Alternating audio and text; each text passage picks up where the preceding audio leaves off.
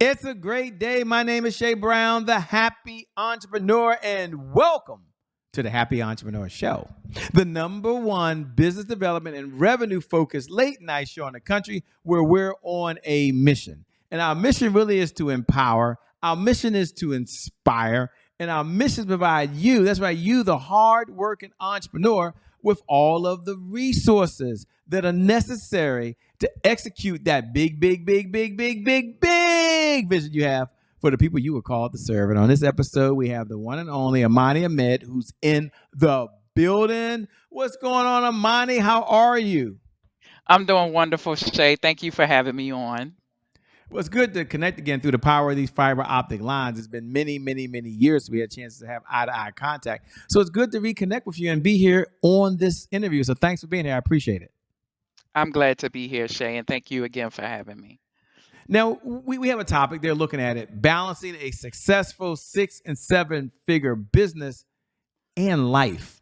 At the risk of sounding like I'm being sarcastic, balancing means a lot of different things to different people, right? So when you say the word balancing, what does that look like? What does that even mean? Does it mean I have four balls in the air instead of eight? I mean, is there a balancing act? So when you said balancing a successful 6 or 7 figure business and life, what does that even mean these days? And for those folks, tune in. You got the one and only Amani here. Good question, Shay. So it really can mean as many balls. The problem that comes into balancing is the level of equalness, right? So when we go into our business and we become entrepreneurs, it's just this hustle and grind. It's great to start that way, but some of us never come out of that phase. So it's the constant hustle and grind, even when we're in a place of maintenance, even when we're in a place of stabilizing.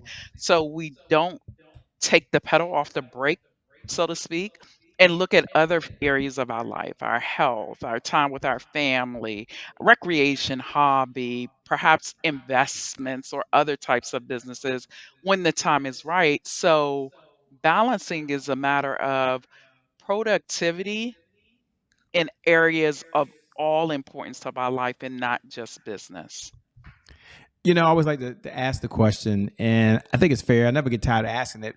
That folks that are watching, okay, a lot of these folks, or a number of folks, and it might be you as you're watching right now, by the way, out there, they're dualpreneurs.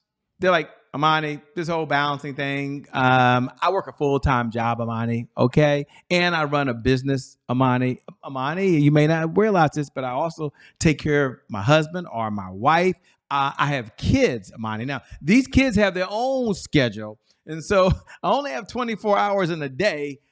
Take a moment, if you would, Amani, and talk about what's one or two of your time management principles. What's two or three things that help guide you when I'm already very busy? You saying be balanced? Seriously? And in this world and day and age, it's like so much is coming at us and so much Yeah. is required us for us to do. So I get that. And I think the issue really lies in lifestyle, like how you show up for yourself.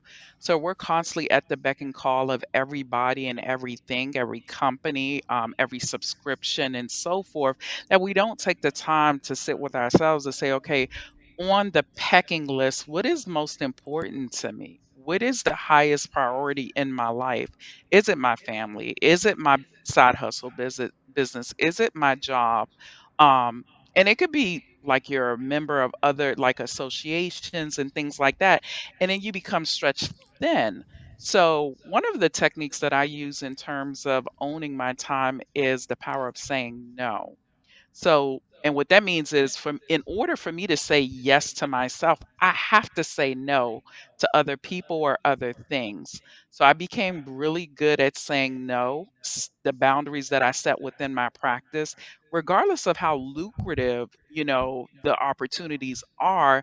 I know what's my priority list, my peace of mind, my time with my family, to be able to travel internationally and domestically with much flexibility. So it's different for everyone, but looking at those top 3 to 5 things that's your priority, and then you look at where you're spending most of your time.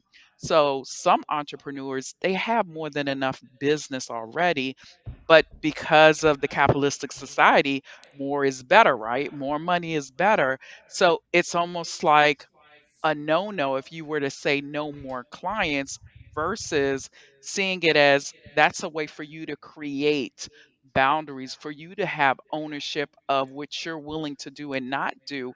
And by that, you begin to open up time for yourself. You get to say, no, I'm not willing to do that. And yes, I'm willing to do that. So that is one of the practice that I do. The second practice is that I create a personal life. So when you're in the hustle and bustle and you're in the thrux of life every day and you're just doing, doing, doing, that becomes your behavior. That becomes your rhythm of life. So you almost have to learn a new way of doing business, a new way of working, a new way of living. And that was my challenge. I was a workaholic. I didn't have a problem being at the tax practice until 10, 11 o'clock. That's what I knew. My challenge was like trying to create a lifestyle outside of working. And you would think that would be the easiest, but that was the most challenging. So the second piece would be taking time to design your ideal life. That's one of the three pillars within the company that I own, Tax Practice Academy. That's the first thing we addressed. What is your ideal life? IDL. You know, they're wondering, wow, Shay. She said, just say yes to what you want and no to other things. Ask her, Shay, how does she not feel guilty? Because, when I tell someone no, sometimes I feel guilty. I feel like they got to depend on me. This two-part question, because I want to be fair here. One, do you feel guilty? And if so, why? And if not, how do you handle that? Would you recommend to someone? I know it's a loaded question because it's kind of loaded, but how do you recommend when someone has to say no to something and they're used to always saying yes? Any recommendation on how someone deals with that so they don't feel like, gosh, I got to spend time for me. I can't be out there saving the world for everybody else. So the question is, how do they say that without feeling a little guilty? Yeah, that's a really good question. So I'd like to say I'm a recovered people pleaser, but if you ask my 9-year-old son, not so much. So at the beginning of the realized at the beginning of the process when I Mhm. realized that, oh crap, Amani, you're going to have to start saying no to people, and that's like nothing that you're used to. Um, so I would go to sleep like scared that people won't be my friend or be my client. And then it did piss a couple of people off, and they wasn't pleased with the fact of me not always being at their beck and call, but I was always reminding myself as to the why. And the why is not I'm trying to hurt them, I'm trying to do something bad against them. I'm trying to save me. I'm trying to save my sanity. I'm trying to save my peace of mind. So that allowed me to deal with some of the backlash that I would get from saying no initially. And yes, I did feel guilty. I'm like, oh, this is wrong, me picking me over them. Um, but I kept reminding myself that I'm not doing anything wrong here because if I'm at peace of mind, if I have peace of mind, if I have sanity, guess what? I get to show up as a better person to my clients, to my family, to my friends, and whatsoever. So the second part of your question, do I feel guilty now? Absolutely not, because I believe as human beings, we're all entitled to peace of mind. We're all entitled to our sanity. But one thing we got to be willing to do is to do the responsible work and actions to maintain that or have that. So who is this Amani that's speaking to us now? I mean, they got your bio, they'll go read it, but not everyone's doing that right now. So can you take a moment and just let them know, well, who are you? What's your backstory? And what was that defining moment that led you to say, enough is enough? I'm going to find some balance in my life. And you at home, you get a chance to go behind the scenes and find out who this person is that we're speaking to. Yeah, so I am business wise a tax practice owner. I've been a CPA for over 20 years, have been owning my own practice for 16 years now. I do it on a part-time basis, although the business is a full practice, open 4 days a week post-tax season. I get to work 2 days a week, generally remotely. I am a mom. I am a wife, during the phase of the hustle and grind and not choosing myself during having a tax practice. I was in a strained marriage that ended up in divorce, and God bless, I was fortunate to meet my best friend a couple of years later, and we recently got married in February of 2023.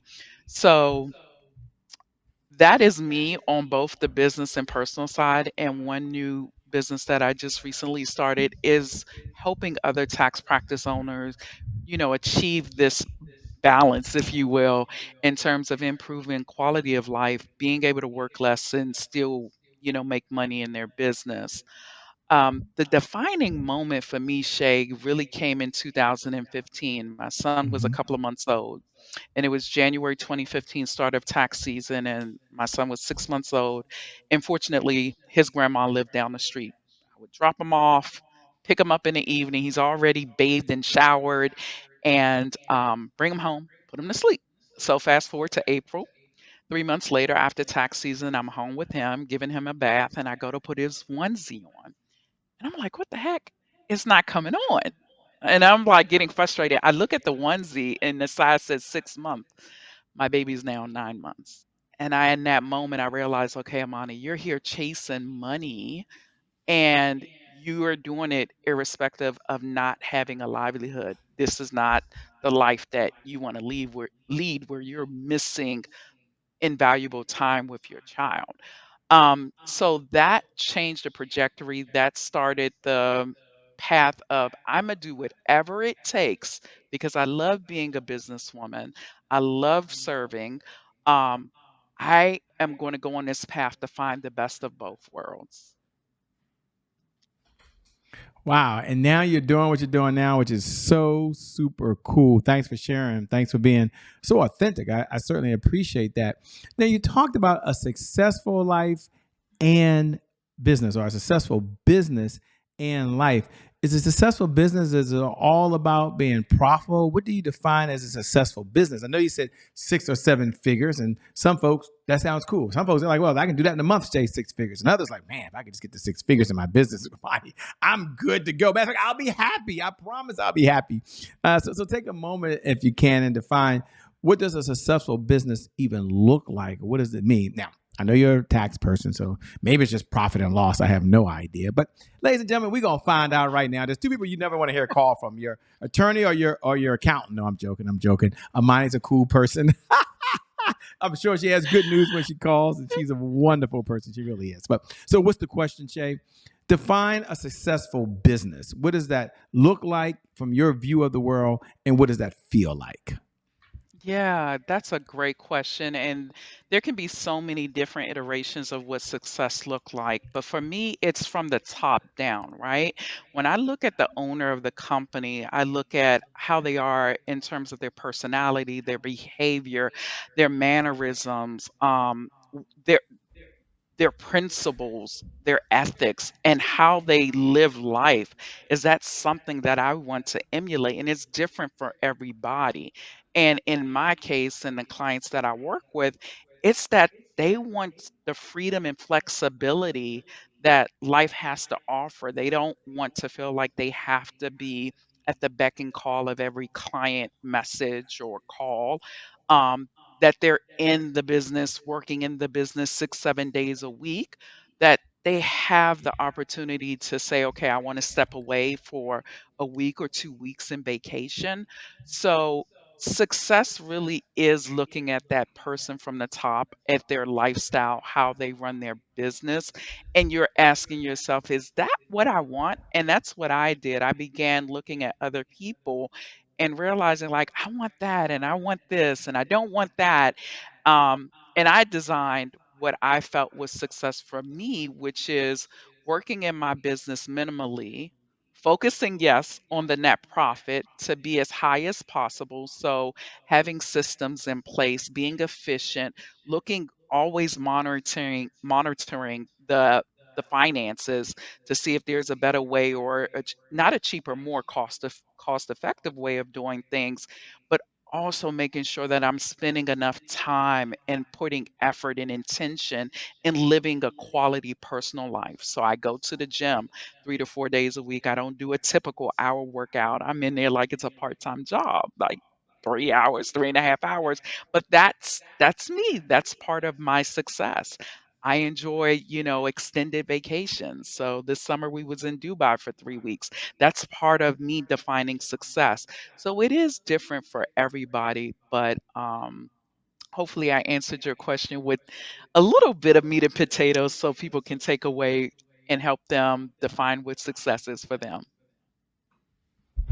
I love it. I love it. I love how you think. I love how you feel. We have a segment, as you were talking about success, called Today is My January 1st. It's one of our core segments here. For those folks that know what I'm about to do, yeah, I know you know already. You can go ahead and say those magical words. Today is my January 1st. Doesn't that feel good? Happy New Year to you. To all the new folks, welcome to the Happy Entrepreneur Show family. We're glad to have you here. Please share this message. Please connect with us. You can go over to at I am Che Brown over on Instagram or find us on LinkedIn and connect and pay this message for us. Subscribe so you can get all the episodes. Today is my January 1st. It represents a core mantra. It represents a fresh start.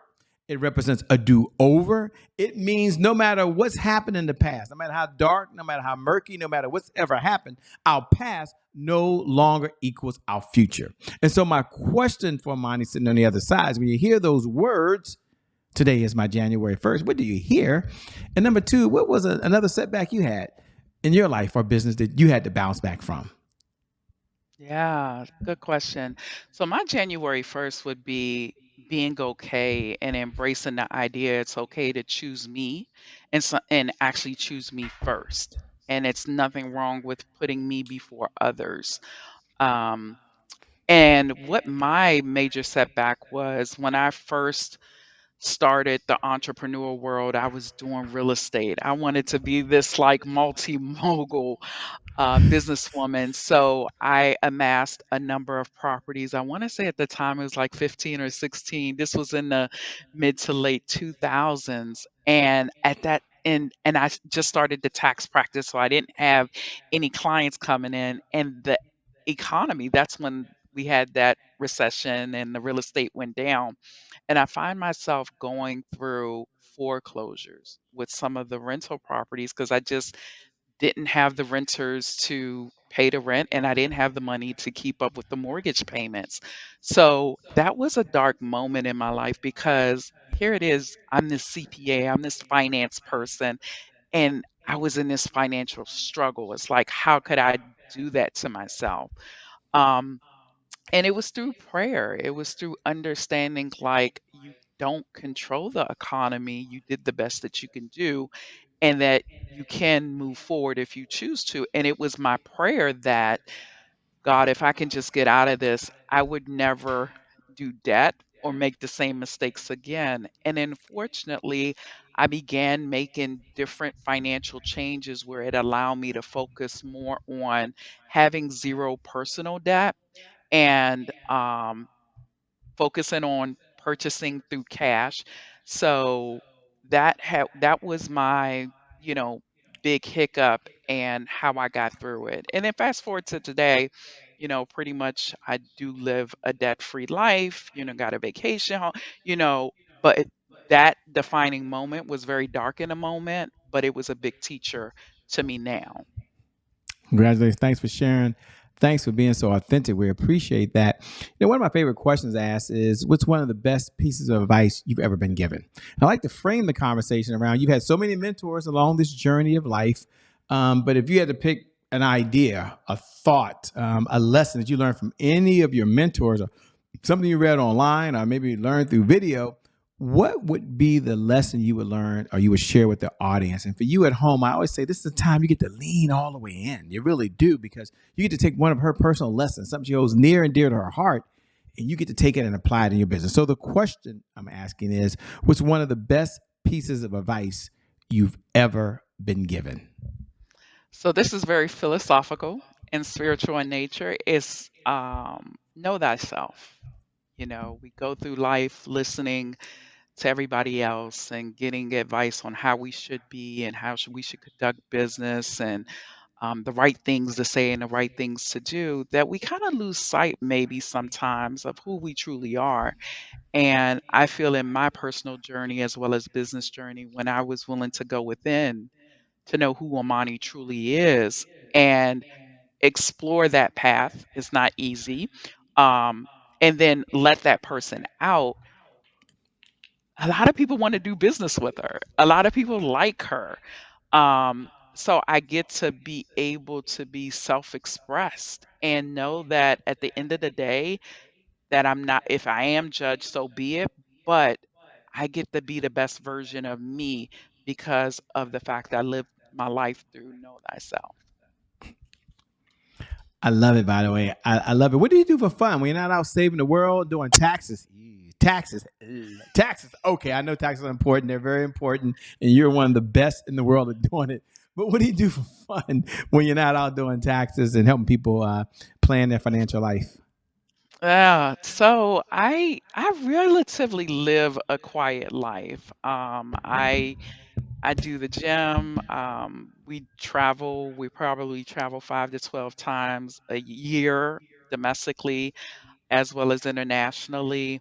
But I'm Well, you into can't just leave us personal. there. Artists can't just leave and say you travel. They want to know where are you traveling on Ashley Shay. Don't let her off the hook. Don't let her leave. Oh, we travel about 5 to 10 times. We just like to travel any particular place. I know you mentioned you might have a vacation home. Tell me, we want to know the juicy stuff too now, okay? Okay, okay, why not? Let's do it. So I live in Maryland, right outside of DC. We have a home right outside of Jacksonville, so we travel there frequently through, like mainly on the holidays and in the summertime. Cool. Internationally, we've traveled like this year.